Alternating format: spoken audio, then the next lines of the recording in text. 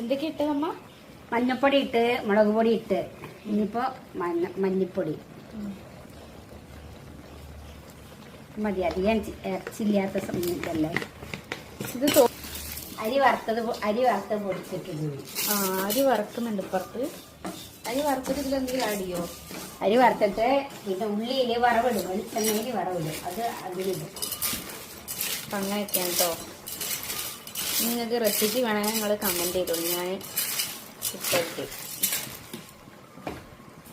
ഒന്ന് നന്നായിട്ടൊന്ന് വെന്ത് വരുമ്പോൾ നമ്മൾ ഇനി അരി പൊടിച്ചത് ആഡ് ചെയ്യും കേട്ടോ. കണ്ടോ, ഭയങ്കര ചെറുതാണിത്, അതുകൊണ്ട് തന്നെ നല്ല ടേസ്റ്റ് ഉണ്ടാവും കേട്ടോ. ചേർക്കുന്നതാണ് കേട്ടോ.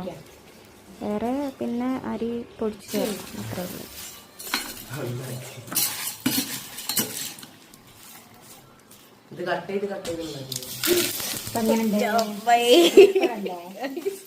അരി ഇതിവിടെ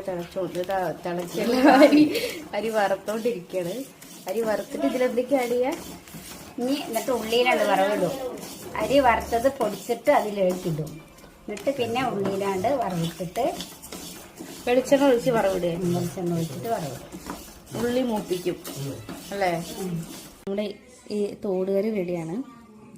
നല്ല മണമുണ്ട് കേട്ടോ. ടേസ്റ്റ് ചെയ്ത് നോക്കാം ഇങ്ങനെ ഉണ്ടാവുക. അപ്പം ഇത് കഴിക്കുമ്പോൾ നിങ്ങൾ ശ്രദ്ധിക്കണം. ഞാനാണോ ഓരോന്ന് കൊണ്ടുവന്ന ഫുഡ് തന്നെയാണിത്. അത് ഞാൻ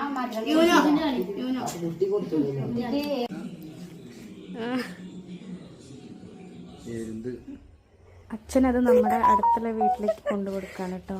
നിങ്ങൾ ഇതേപോലെ വീട്ടിൽ എന്തെങ്കിലുമൊക്കെ സ്പെഷ്യൽ ഉണ്ടാക്കി കഴിഞ്ഞാൽ അടുത്തുള്ള വീട്ടിൽ കൊണ്ട് കൊടുക്കാറുണ്ടോ?